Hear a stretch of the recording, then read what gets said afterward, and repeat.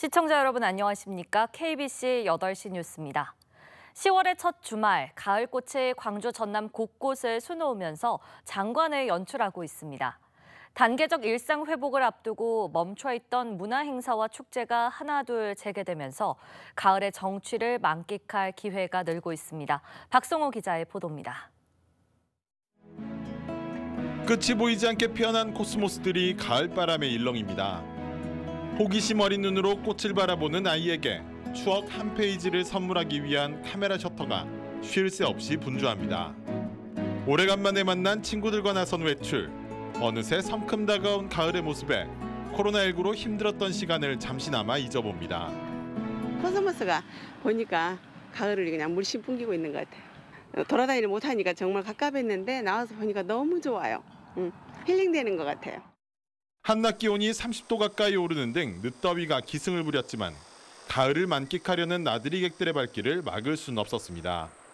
날은 아직 더운데 그래도 코스모스 피고 하는 걸 보니까 가을이 다가오고 있음을 느끼고 괜찮은 것 같아요. 정부가 11월부터 단계적 일상 회복을 선언한 가운데 움츠렀던 지역 축제와 문화계도 기지개를 켜고 있습니다. 랜선을 통해 만날 수 있는 신안섬 맨드라미 축제가 어제부터 시작됐고 목포 항구축제도 비대면 프로그램을 중심으로 오는 14일 개막합니다.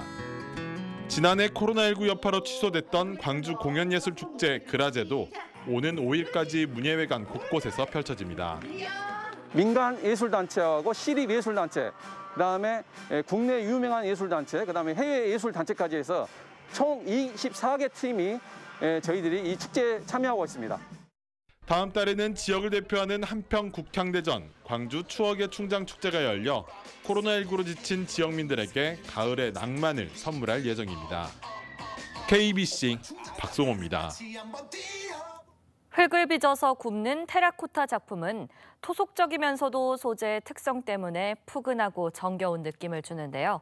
코로나19 속 가족의 소중함을 느끼게 해주는 테라코타 조각전이 열려 관심을 모으고 있습니다. 이기혁 기자가 보도합니다. 쭈그려 있는 막내딸과 부끄러운 듯 엄마 아빠 뒤에 등을 지고 서 있는 큰딸.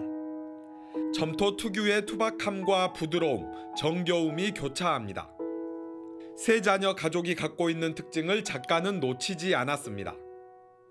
테라코타 작가 김용우의 17번째 조각전. 점토의 종류와 안료, 굽는 시간 등에 따라 가족의 색감과 질감이 다채롭게 표현됩니다.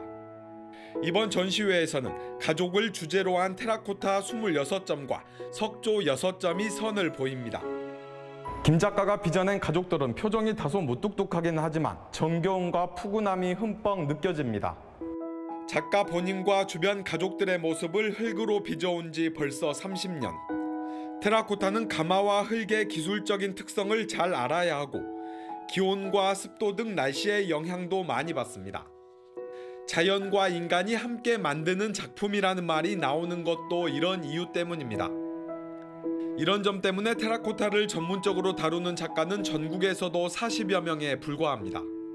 흙 자체에서 오는 그 고향, 향수, 가족 이런 걸 연상케 해주는 재료이기 때문에 서로 상호작용을 잘 해주면은 좋은 효과를 얻을 수 있겠다 싶어서 작업을 하고 있는 것이죠. 코로나19로 인해 가정에 머무는 시간이 많아진 상황에서 가족의 소중함을 느낄 수 있도록 하는 게 이번 기획전의 취지입니다. 김용우 작가의 조각전은 오는 15일까지 광주 소촌 아트 팩토리에서 26일부터 다음 달 9일까지는 경기도 하남시 갤러리 ON에서 개최됩니다.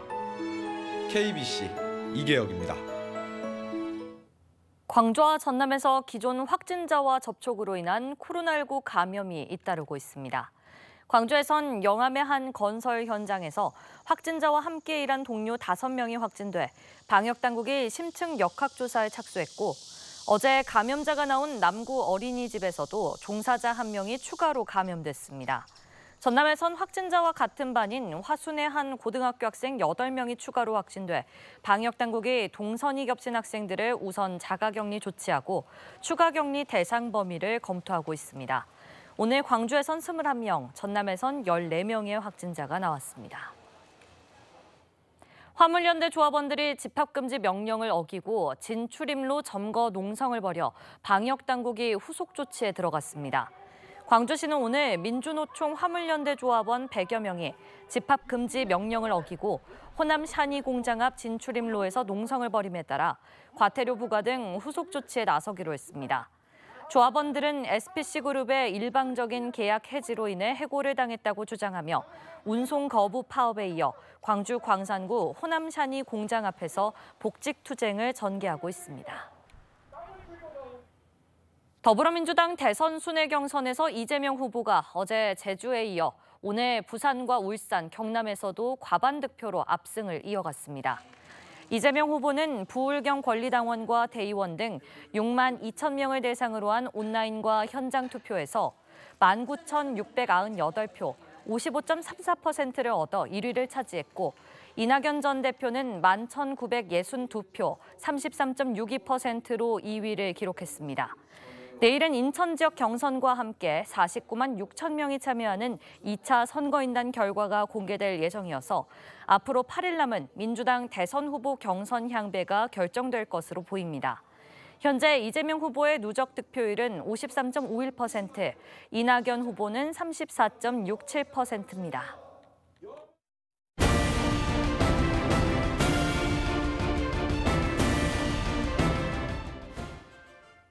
빛가람 혁신도시의 과거와 현재, 미래를 살펴보는 기획보도 혁신도시 플러스 순서입니다.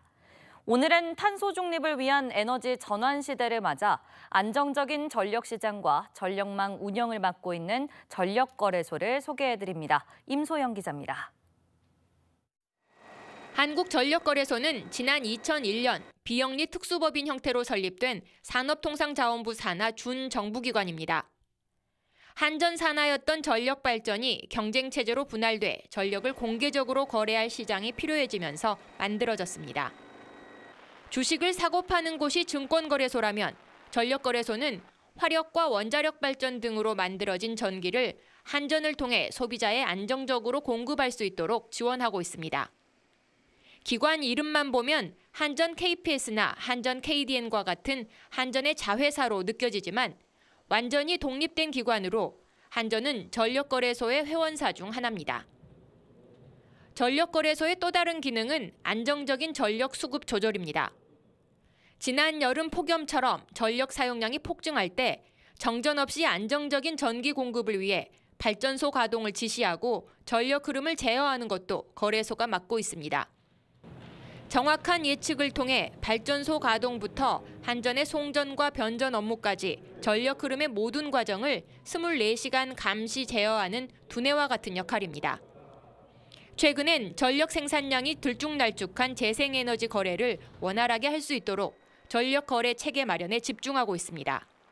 재생에너지들은 기후라든지 이런 또 밤낮 이런 데 영향이 굉장히 큽니다. 그래서 전통적인 방식으로서는 이 전력의 수급을 맞춰주기가 굉장히 좀 어려운 부분들이 있습니다. 가장 비용 효과적으로 또 안정적으로 그런 것들을 할 수 있을까를 저희들이 기술 개발도 해야 되고 거기에 필요한 기술적 역량들을 갖춰줘야 됩니다. 나주 혁신도시에 있는 전력 공기업에 취업하길 원하는 지역 인재들을 위해 빛가람 공동 학점 과정을 운영하며 미리 경험해 볼 수 있는 기회도 제공하고 있습니다. 올해로 창립 20주년을 맞은 전력거래소.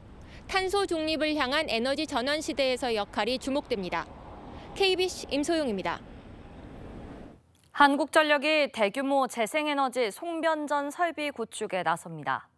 한전은 산업부 전기위원회에서 제9차 장기 송변전 설비 계획이 최종 확정됨에 따라 새만금과 서남해, 신안 등 대규모 재생에너지 집적화 단지를 기존 전력 계통에 연결할 송변전 설비와 함께 안정적인 재생에너지 활용을 위한 에너지 저장 장치 ESS의 도입을 확대하기로 했습니다.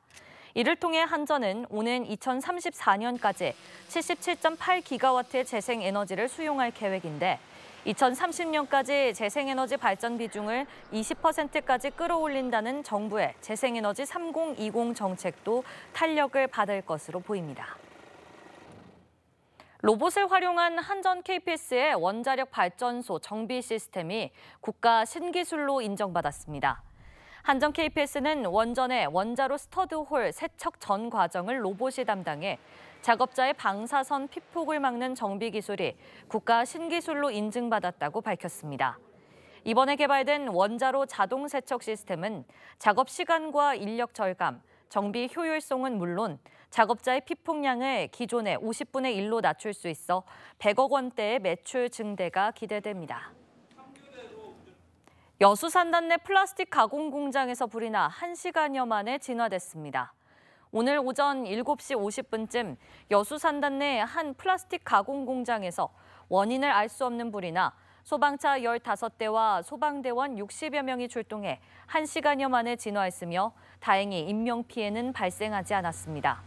오후 12시 20분쯤에는 여수시 봉계동의 한 자동차 정비 공장에서 담뱃불 투기로 추정되는 불이 나 출동한 119에 의해 20분 만에 꺼졌습니다. 우리나라 배타적 경제 수역인 이이지에서 기관 출력을 변경하고도 미신고한 채 조업한 중국 어선이 해경에 납포됐습니다. 목포 해양경찰서는 어제 오후 3시 10분쯤 신안군 가거도 남서쪽 72km 해상에서 어업활동 허가증의 기재 내용 변경 신고서를 미제출한 채 조업한 혐의로 64톤급 어선 중국 어선 A호를 납포해 조사하고 있습니다. A호는 기관 출력을 150마력에서 372마력으로 변경했음에도 변경 신고서를 제출하지 않고 우리 해역에서 조업한 것으로 드러났습니다. 지난 사흘 동안 여수에서 열린 도시환경협약 정상회의에서는 기후변화 극복을 위한 국제사회 협력이 새삼 강조됐습니다. 회원국 도시들은 필리핀 일로일로시의 청정 대기 프로그램과 인도네시아 반유아신시의 녹색연료 탄소 중립 등 각 도시에서 개발, 시행 중인 녹색 기술과 온실가스와 미세먼지 배출 방법 등에 대해 공유했습니다. 또 세계 각 도시들이 탄소 중립과 기후변화 대응에 적극 나서기로 약속하고 실천에 옮기기로 하는 여수 선언문을 발표했습니다. 산사태 피해 최소화의 효과가 큰 사방댐이 내년에 대거 설치됩니다.